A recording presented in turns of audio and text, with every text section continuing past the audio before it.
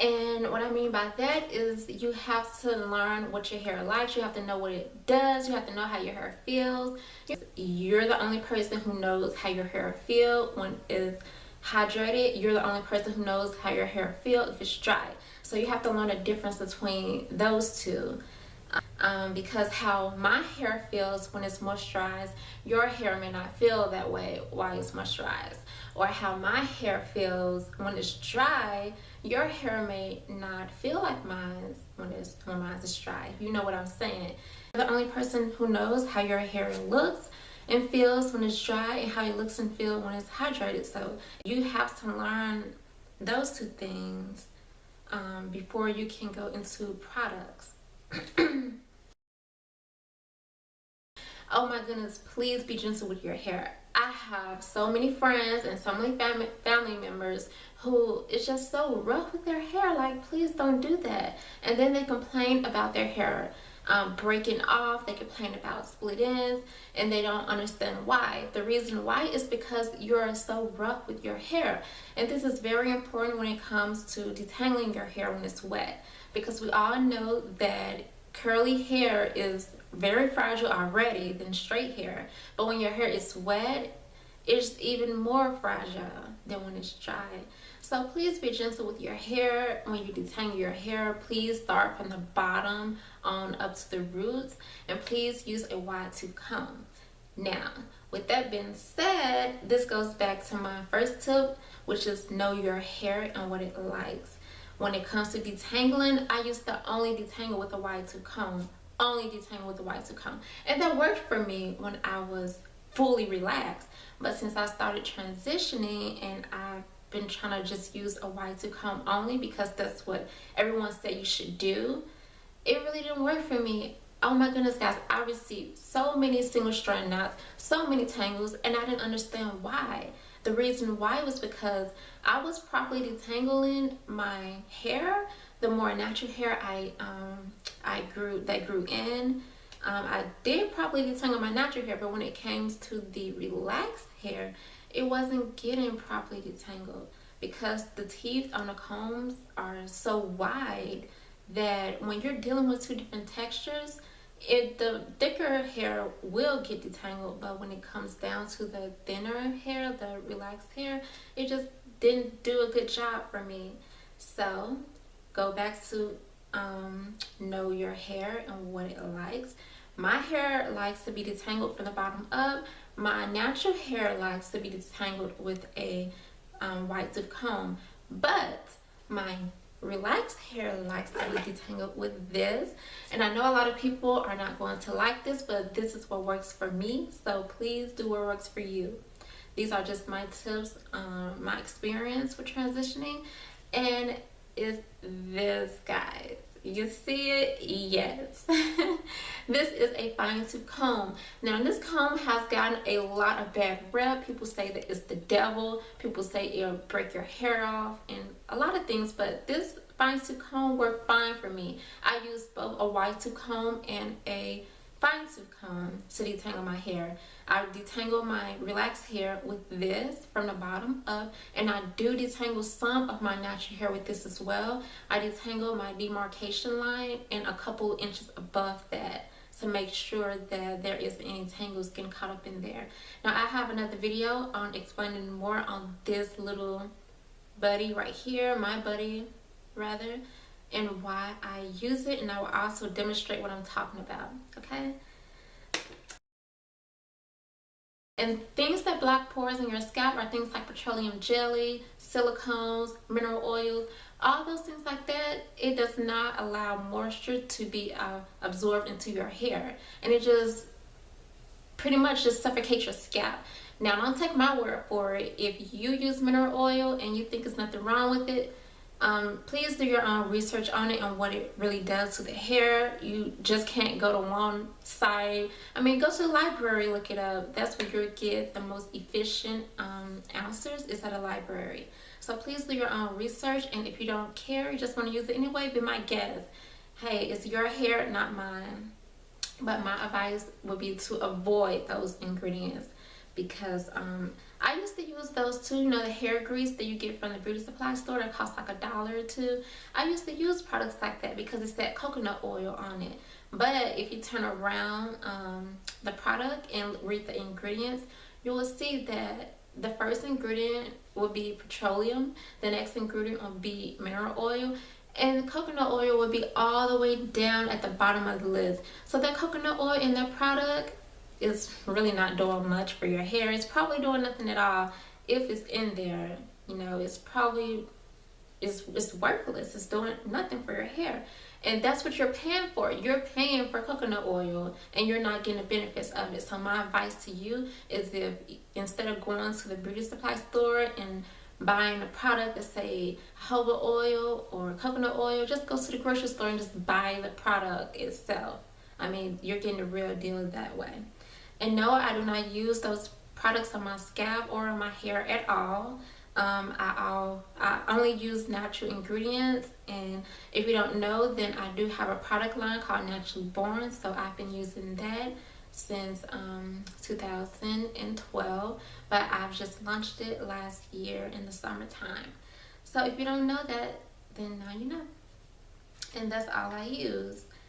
And as far as the moisture goes, if you use things like silicones and petroleum mineral oil on your hair strands, it may look shiny. A lot of people like it because it looks really shiny. Yes, to be honest, yes, it does make your hair look extremely shiny, and that's the look that everyone is going for. But I mean, as far as the benefit that it gives your hair, is absolutely nothing. And the only time that I would recommend that you use a silicone, if you're into stuff like that, is if you're going to be heat styling your hair, because it blocks moisture from your hair. So make sure you put a leave-in on before you apply that silicone and use the heat, because it does supposedly protect your hair from heat. Okay.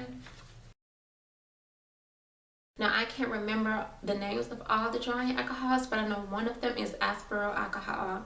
And things like that. If it doesn't say cetyl alcohol, then it's probably the drying alcohol. And these drying alcohols, to see a whole list of them, you can just go pick up a jar of gel from the beauty supply store, and if you see a lot of different alcohols on it, it's drying to your hair. And a lot of people like to use it for their edges and everything, and that will really break your edges off as well. So if you're into gel and you don't want to give it up, I mean, it's not my hair, it's yours, but just continue doing it. But please get a gel that is not drying, that contains those alcohols in it.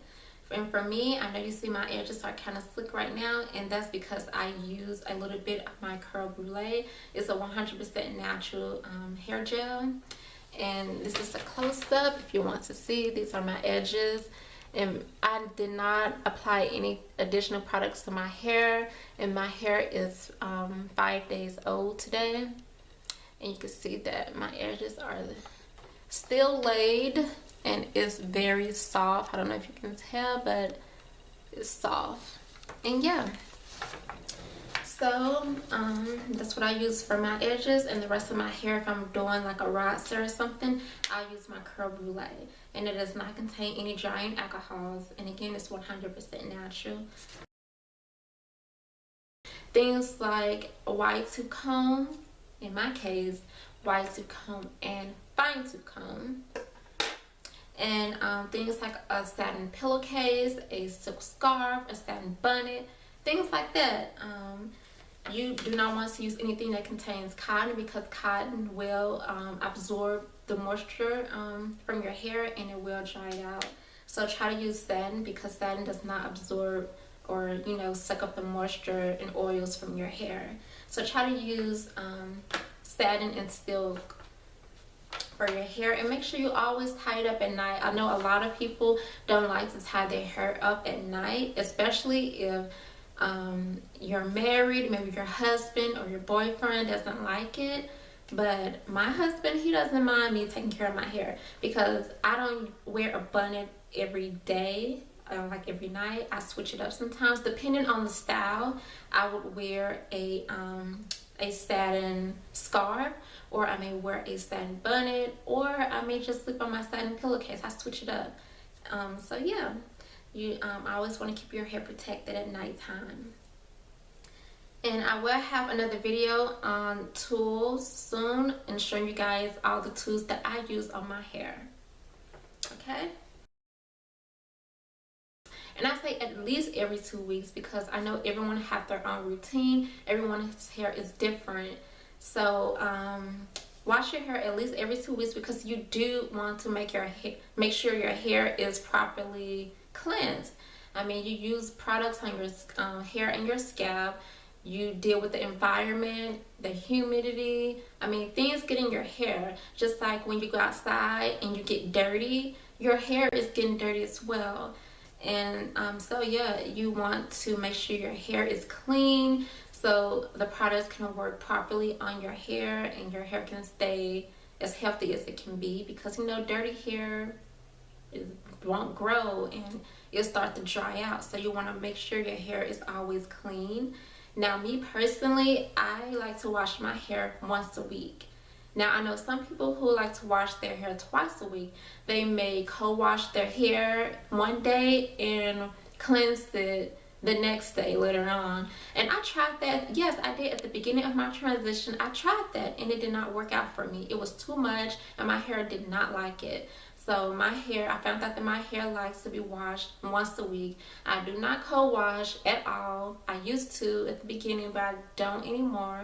And yeah, so I don't co-wash. I just cleanse my hair, and I do use shampoo to cleanse my hair.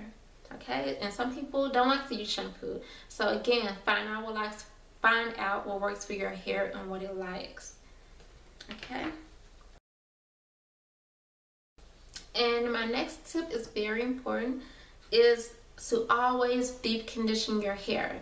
Now, if you're using a shampoo, especially if you're using a drying shampoo or a harsh shampoo that contains sulfates, then please make sure you always deep condition, because those sulfates, it cleanses your hair and it takes absolutely everything out.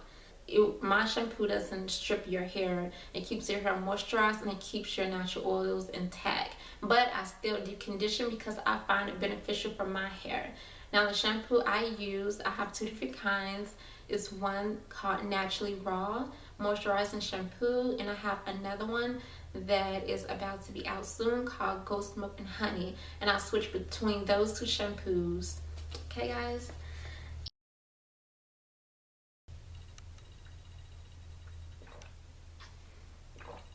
So good. Yes, guys, water is very important. I always have my water with me all the time. I take this water wherever I go. I take it with me, and I drink about 5 of these a day. Really, I drink 5 of these a day, and this is 25 ounces of water. So this is about, let me see, this is 3 cups and 1 ounce. So I drink 5 of these a day. And not only is it good for your hair, but it's good for your skin as well. I know sometimes people ask me what kind of foundation I wear and what kind of makeup I wear. My outside, I do not wear makeup. It's not that I have anything against it. I just don't wear it. I don't know how to put it on first off, so I just don't wear it. But this water has been very beneficial for my skin and for my hair. It keeps your hair hydrated, very hydrated. And please, if you don't drink water, please start now. Now, you don't have to drink as much as I do, but just try to increase your water intake. Okay, guys? And you can just see for yourself. Don't take my word for it. Just look at your hair and increase your water intake, and you should start seeing results in about a week or 2. And then trust me, guys, you will be drinking water all the time. Okay? I know a lot of people like to heat style their hair. Like, I like to heat style my hair, but not too often. I only do it 2 to 4 times a year. And heat can be drying to your hair as well, and it can cause a lot of split ends. So please use heat very sporadically. Keep your ends protected. Now, don't think that this is kind of like a hypocritical answer, because I say keep your ends protected, but then again, I like to wear my hair down, because what I mean about keep your ends protected for me is that I like to wear my hair down, okay, like it is now, but my ends are protected because I have curls, so my hair isn't just, just hanging and rubbing against my shirt. My hair, the ends of my hair is protected, although I'm wearing my hair down, okay? And I know some people like to protect the style of their hair. Again, this goes back to know your hair and what it likes. At the beginning of my transition, that's all I wanted to do was protect the style. But then I found out that that was not good for my hair. My hair absolutely hated to be protective style. I do not like to keep my hair up or I can't get to my scalp for longer than a day. I mean, no, it wasn't good for me. I noticed that I received a lot of shedding. I had a lot of single strand knots. My hair didn't seem like that it grew any much faster being up all the time either. So that comes out to my next tip is, because that's what I do now. I mean, I've been doing it for a while. I wear my hair however the way I want to wear it. If I want to wear my hair down, I wear my hair down. If I feel like straightening my hair, I will straighten my hair. I don't, look too much on protective styling. But if it works for you, please continue doing it. But for me, it doesn't work out. So, and I like to have fun with my hair. I mean, just because you're transitioning or you're natural, it doesn't mean that you can have to be boring with your hair. You just have to keep it up all the time because you want your hair to grow. I mean, keeping your hair up all the time does not mean that your hair is most definitely going to grow. Your hair will grow when it's healthy. Okay, guys? And trust me, I know this because when I was fully relaxed, my hair, yeah, it used to break off and things like that, but it was still long, which means it was still growing. It might have been thin, but it was still long, which means it still grew.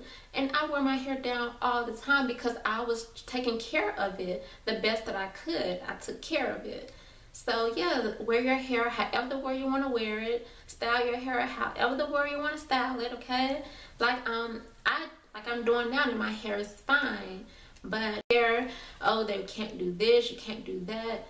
Just stop listening to what everybody say and experiment with your hair. If your hair allows you to wear it down a lot and you like that, please wear it down a lot. Like me, I really don't do too much to my hair. I wear the same styles that I wear, the same styles that I wore when I was relaxed. I wear it now that I'm natural, or transitioning rather. I wore my hair in roller sets, rod sets, buns, ponytails, side braids. I couldn't do a twist out like this is right here. This is a twist out. But my point is that whatever styles you wore when you were relaxed, you can also wear it when you're transitioning or natural. You might have to tweak a thing or two, but trust me, you still can wear it and enjoy your hair, okay? Be patient and stop listening to negativity. Now, please, I think I already covered this, to be patient. I mean, your hair will not grow overnight. Your hair's health won't, just spring up just like that overnight either. You have to be patient with your hair and stop looking at everybody else's hair, wishing that you had their hair, because that's only going to discourage you, and that's only going to discourage your journey that you're trying to embark on with your hair. So just look at your hair, try to learn what your hair likes, try to figure out styles that you like to do, and look at your hair as being beautiful, because your hair is beautiful. Everyone has beautiful hair. Do not listen to people when they say that natural hair is ugly or natural hair isn't for everyone, because natural hair is for everyone. If it wasn't, you wouldn't have been born that way. Okay, so please, I do not like when people say that natural hair isn't for me or it isn't for everyone, because it is. If you was born with natural hair, then it is for you, okay? Just learn what it likes. You just don't know your hair, so you think you don't like it. But once you get to know your hair, trust me, you will fall in love with it, and you will see that it's very versatile. Because negativity can really bring a person down. Because I know that at the beginning of my transition, I know my mom had a friend. I was over at my mom's house, and one of her friends was over there. That her friend that was over her house, she knew me for years. She knew me since I was a little baby, so she watched me grow up, and she saw me with relaxed hair for years. And so it was about a couple of months, and I forgot how I was wearing my hair, but it was kind of down and the ends of it were curled, so you can see that I had a ton of new growth. And she was just looking at me like, you got a lot of new growth up there. Your hair is thick. When you gonna? It's about time for you to get a relaxer. And then I looked at her. I'm like, oh no, I'm not going to get a relaxer. And she was like, you ain't gonna get no relaxer? What? It was like, girl, you better go to the beauty shop and get a relaxer. Girl, you need a perm. That stuff thick.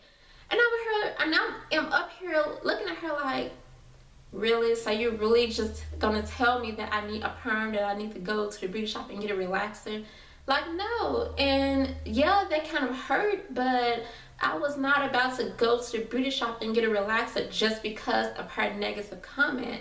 I was not about to do that because I didn't care what anyone would say. Because first off, if you watch my previous video, you'll know that I absolutely hated getting relaxers. I didn't know how my natural hair texture was gonna look, but did I care? No, I didn't care, because that's how much I hated getting a relaxer. I just didn't care. If my hair was 5D, I'm gonna deal with my 5D hair, okay? So don't listen to negativity because it can just discourage you.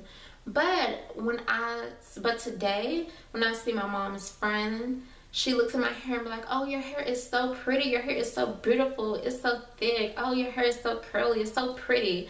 But about a year or so ago, she was just telling me that I need to go to the beauty shop and get a relaxer. Like, come on, guys.